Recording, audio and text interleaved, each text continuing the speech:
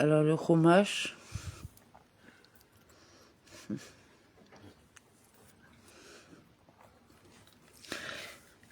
Alors mercredi 25 Nissan, Shemini, suite chapitre 10. Moïse dit à Aaron ainsi qu'à Élasar et à Itamar, ses fils survivants. Prenez la part d'oblation qui reste des combustions du Seigneur et mangez-la, en pain enzyme à côté de l'autel, car elle est éminemment sainte. Les restants de la mort, d'où nous apprenons qu'ils avaient eux aussi été condamnés à mort, à cause de la faute du veau d'or, Yoma 87a. C'est ce qui est écrit. Et contre Aaron, Hachem s'est grandement irrité, pour le détruire, les haches Mido. Devarim 9-20. Or, la destruction, Hashmada, signifie la mort des enfants, comme est écrit. J'ai détruit Vahashmid, son fruit en haut. Amos 2-9. Cependant, la prière de Moshe a fait annuler la moitié du décret, comme est écrit. J'ai prié aussi en faveur à Aaron en ce moment-là. Devarim Ibid.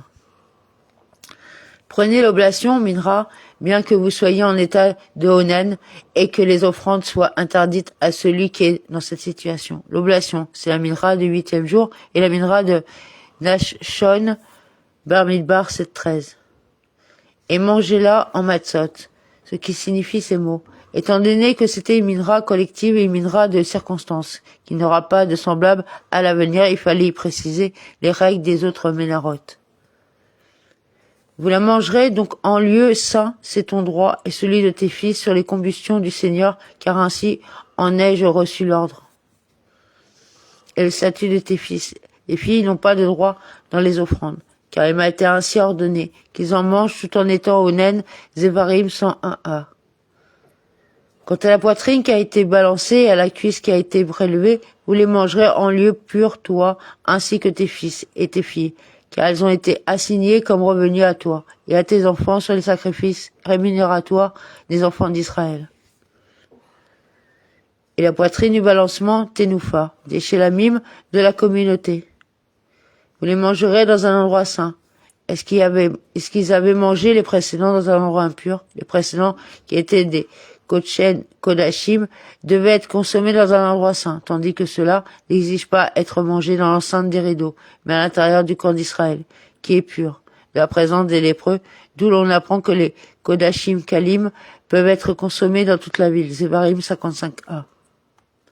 Toi et tes fils et tes filles, toi et tes fils pour ce qui est du partage, mais pas les filles. Si cependant vous leur en faites cadeau, elles ont le droit de consommer de la poitrine et de la cuisse, à moins que les filles puissent elles aussi participer au partage, d'où la précision, comme ton statut et le statut de tes fils, un statut pour les fils et non pour les filles. Torah Kohanim. Cette cuisse à prélever et cette poitrine à balancer, ils doivent les joindre aux graisses destinées au feu pour qu'on en opère le balancement devant le Seigneur alors qu'elles appartiendront, et de même à tes enfants comme portion invariable, ainsi que la statue et l'Éternel.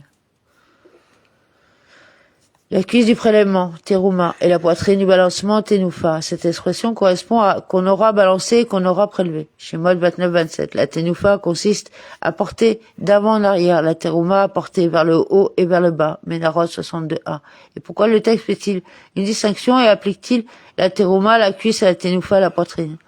Nous ne le savons pas, car elle exige l'une et l'autre une Terouma et une Ténoufa. Sur des sacrifices par le feu, Iché, d'essuie. D'où l'on apprend que l'essuie se trouve en dessous au moment du prélèvement. Et j'ai déjà expliqué dans la Sidra Tzav comment concilier les trois versets relatifs à ces positions. Voir Rashi sous Supra 730. Amen.